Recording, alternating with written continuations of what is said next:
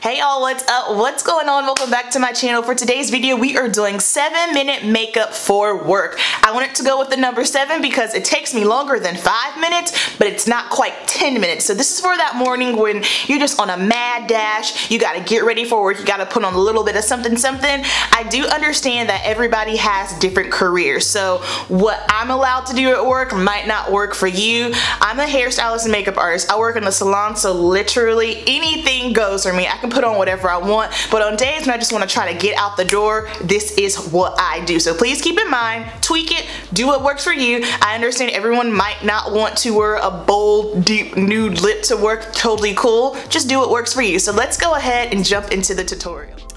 Alright, going in with the Loreal Magic Perfecting base, I just love the way that this makes my skin look nice and smooth and blurred. Please keep in mind that if I'm not filming, I can legit do this more than 5 minutes in less than 10 minutes.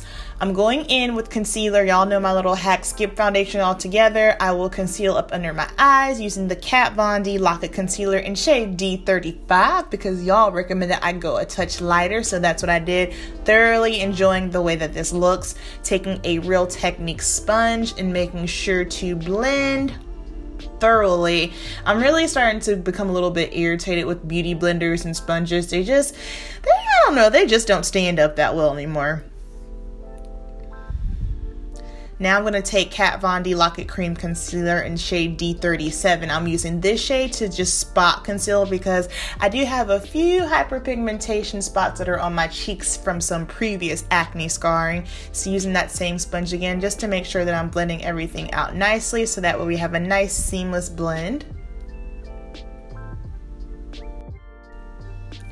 Grabbing some L'Oreal's Secret Blurring Powder. Y'all know I have been loving this with my Real Technique setting brush. This is probably one of the best brushes that I own. I love this brush. It's perfect for setting under the eyes.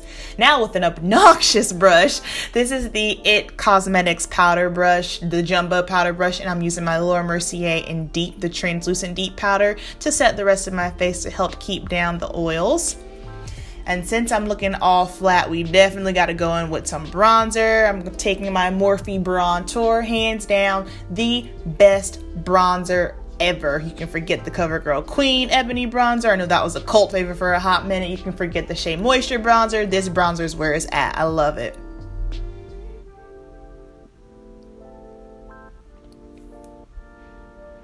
Then going in with the Mercier Deep Glow Powder just to give my skin a little bit of an added glow. Love this powder. It doesn't make me look oily or emphasize my texture.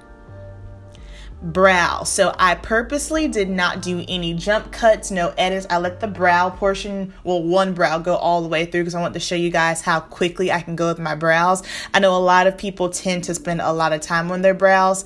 I don't. I just simply trace what I have, fill it in. I'm using the ABH Brow Pencil in Ebony. And, you know, I feel like the more you kind of finagle it and mess with it, that's when things kind of go out of hand. So tracing what I have, filling in small strokes, and boom, brow is done. Next up, taking some Primer Potion by Urban Decay and Caffeine. I got way too much of this. If you get too much of it, it's going to take you a minute to blend it down. Less is less and more is more with this product. A little bit goes a long way. Now using the ABH Norvina Palette. I can't remember which shade I was using, but I'm using one of those sparkly shades, and I took my finger and I'm just going to go ahead and pat that all over my lid. And I did the same thing for the other eye, but as you can see, I had the mirror in the way.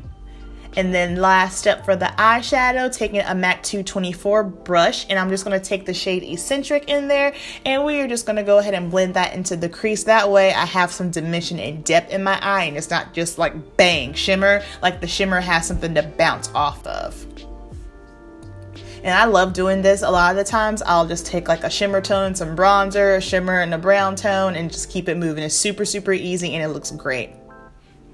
Then taking that same shade I put in my crease. It's not too dark at all, but I just wanted to bring a little bit more definition. Didn't want to do any eyeliner because I don't have time for that. Taking that shadow and just sweeping it in the waterline. And last but not least for the eyes, we're going to hit it up with some Stila Huge Extreme, almost forgot the name there, Huge Extreme Mascara. I love this mascara. I just went back to it recently. And for lips, I'm going with the Fenty Stunna Lip Paint in Uncuffed. Or is it Unveiled? It's the brown one. I can't remember the name. And as you can see, I had the mirror in the way again. All right, y'all. So that is going to wrap up my 7-minute work makeup. I hope you guys enjoyed it. Keep it simple, and I'll see you in my next video. Peace.